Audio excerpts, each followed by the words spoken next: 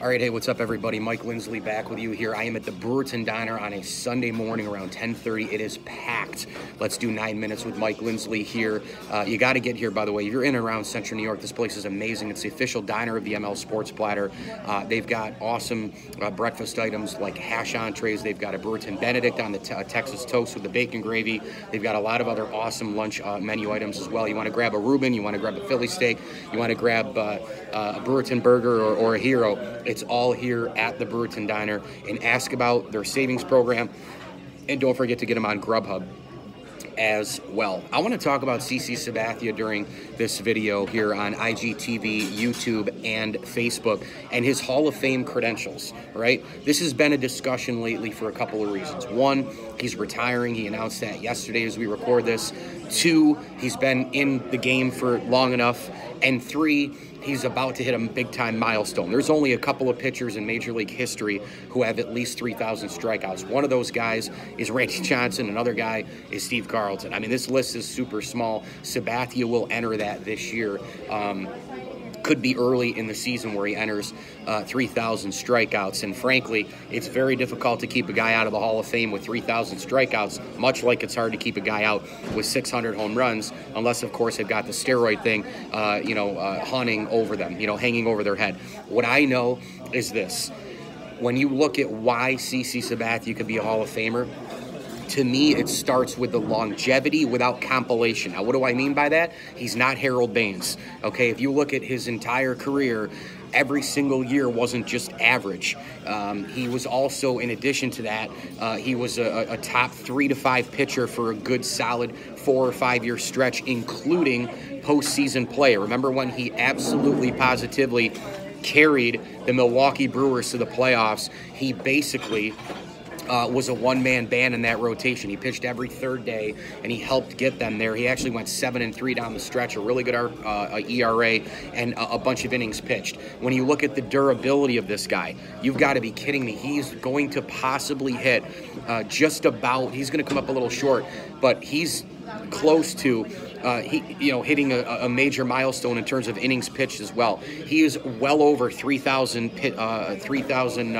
innings pitched for his entire career. If you look at the entire career in Cleveland and Milwaukee with the Yankees, it's been 210 innings, 220, 235, 220, 215, 218. I mean, this guy was pumping out 200-inning seasons during an era where you just don't see that anymore. Think about the amount of times just during a regular season where you'd watch CC Sabathia pitch, and he'd be into the 6th, into the 7th, into the 8th. I mean, countless amount of times. When you look at hardware, he's got it. He's won a Cy Young. That's the pitching equivalent of an MVP. And then he's also got a great winning percentage at 617. He may hit that 250 win plateau this year. We'll have to see. But the winning percentage is there for sure at 617.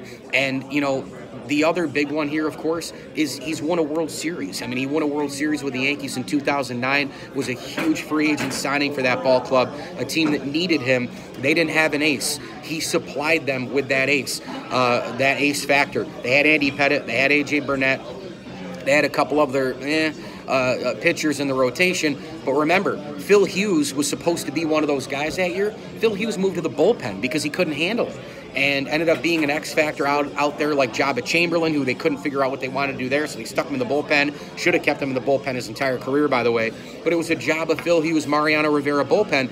Luckily, the Yankees got a big break during that postseason, if you remember, because the off days allowed them to just go with a 3-man rotation in terms of Sabathia, Pettit, and Burnett. But I think when you look at the numbers, and that's what baseball is all about, you look at the longevity without compilation. Again, Harold Baines getting into the Hall of Fame, I think, is a complete and utter disaster. I can't believe he's getting into the Hall of Fame.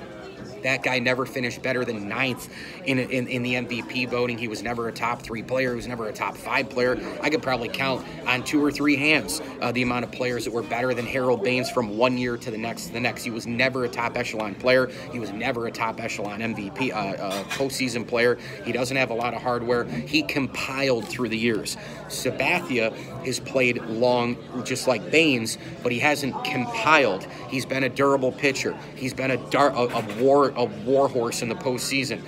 He's got the well over 3,000 innings. He's got a .617 winning percentage. He's won a Cy Young. He's won a World Series. He's done it in both leagues, which is another thing that some people need to pay attention to. He went from Cleveland to Milwaukee and then right back to the American League. He pitched the American League for several years, American League East for several years against some of the best lineups in baseball. He's going up against Boston. He's going up against Toronto. He's going up against big-time lineups. And then when you take a look at the National League, you're looking at the pitching that he's done against teams in the postseason. Look at the one World Series that he pitched in 2009. He faced a Phillies team that was loaded from 1 to 9. So I think when you look at the numbers, I do think CC Sabathia is a Hall of Famer. I really do. I think he's not a first, second, third, fourth, maybe ballot guy, but maybe he's like into that 5th or 6th range, He'll go onto the ballot. Maybe a couple years down the line, he'll have to wait, but then he'll get in. I know a lot of people get upset about that whole, first ballot versus 5th ballot. Well, if he's a Hall of Famer, he's a Hall of Famer. Well, no, because if CC Sabathia were a first ballot Hall of Famer, he'd be on the level of Cal Ripken Jr. He'd be on the level of Hank Aaron. He'd be on the level of Babe Ruth and Ty Cobb and Lou Gehrig and Stan Musial and Chrissy Mathewson and Randy Johnson and Mike Piazza and Ken Griffey Jr. He'd be on that level. He's not, but I do think he is a Hall of Famer. I don't think you can ignore the 3,000 strikeout thing. I think that's one of the big things, and part of that has to do with him being an absolute rock, being as durable as anybody in the game that we've seen. Remember that stretch from about 2006 or so until 2010, 2011, 2012, CC Sabathia was one of the best pitchers in baseball. When you think about it, you had your Roy Halladay's, you had your Cliff Lee for a short couple of years. Johan Santana was kind of floating around during that time. Justin Verlander and Max Scherzer were starting to rise. CC Sabathia was right there. He was right in the conversation because he would take the ball every 3rd day for the Brewers, every 4th day for the Indians, every 4th or 3rd day for the New York Yankees, and you knew you were going to get a monster workhorse outing out of CC Sabathia. So when you look at it, 3,000 strikeouts, historical mark. Not many guys have that. Cy Young, World Series, well over 3,000 innings pitched, durability without compilation, and longevity without compilation.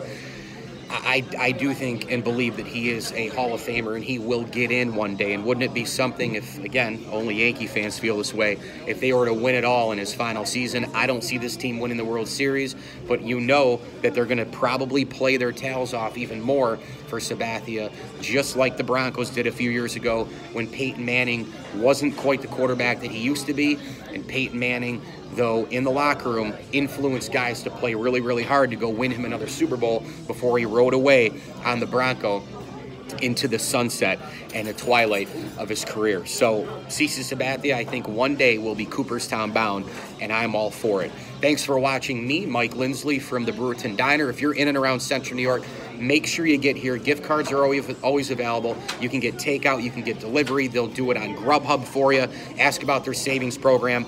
I'm about ready to eat a late breakfast here. A couple of over-easy eggs, a slice of toast, and some of that great sausage. I'm getting that sausage patty. Remember, you can come for lunch, too. If you want to get a Reuben, you want to get a Philly steak, Brewerton Burger Hero, they've got it all here. They also have just a silly good BLT. This place is top-notch. The Brewerton Diner, the official diner of the ML Sports Platter. Make sure you like them on Facebook and check out all the awesome entrees that they wheel out in some of their new creations as well. Hit me on Twitter at Mike L Sports, and you can download and subscribe to my podcast via Spotify, Google Podcasts, and Apple Podcasts, and wherever else podcasts are found. Download, subscribe, leave feedback, and of course a 5-star review. Thanks for watching. Thanks to Mike and Jackie and the gang for having me out again here at the Brewerton Diner. And as I always tell you, enjoy the games.